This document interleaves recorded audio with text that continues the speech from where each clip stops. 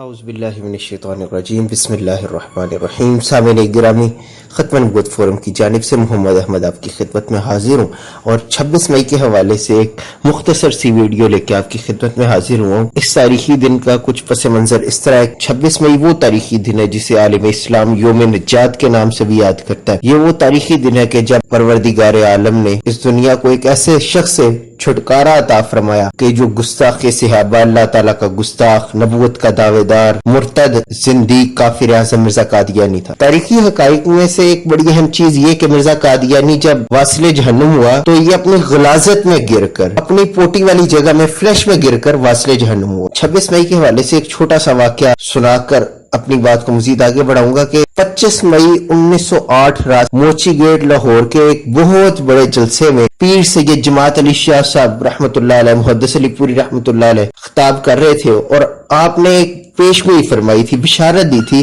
کہ آئندہ 24 گھنٹے میں مرزا قادیانی واصل جہنم ہو جائے گا۔ تو 26 مئی 1908 صبح 10:20 پر مرزا لانتی ہیضے کی وجہ سے واصل جہنم ہو۔ تو اسی 26 مئی کے تاریخی دن پر مجاہد ختم نبوت ہاشم علی بھائی نے ایک تحفہ پیش کیا ہے جو آپ حضرات کی گوش گزار کرنا ہے۔ مرزا قادیانی کی سیرت و کردار، حیات و وفات پر انہوں نے چند اشعار لکھے کہ عجب کردار پایا تھا، فقط بیکار پایا تھا، دکھائی دو رنگی ہر دم، میرا فنکار پایا تھا۔ عجب دعویٰ نبوت کا، رسالت کا عجب قصہ، بڑا شیطان فطرت تھا، عجب ہمار پایا تھا۔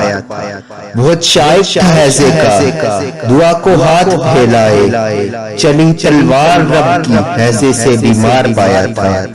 پکارا اپنے نورے کو، وہ بولا دیکھ کر یہ کچھ نہیں بچتے ہوئے دیکھا، یہ رب کا وار پایا تھا۔ خسر کو جب بلاوا تھا، عجب حیضے کا دعویٰ تھا، پس بستر وہ ٹٹی کا، عجب انبار پایا تھا۔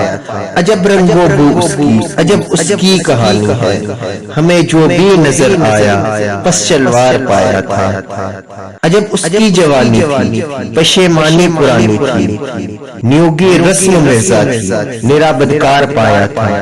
تخیل میں خدا بننا بڑا شیطان فطرت تھا، نواسی بونگیاں دیکھی، فقط تو مار پایا تھا۔